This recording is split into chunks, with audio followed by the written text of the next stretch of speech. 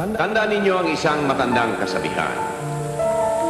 Ang pag-aasawa ay hindi parang kaning isusubo at kapag napaso ay biglang iluluwa.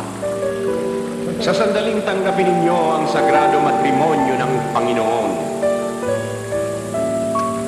Hindi doon nagwawakas ang kabanata ng inyong buhay. Doon pa lamang nagsisimula. Lalo na kayong mga lalaki.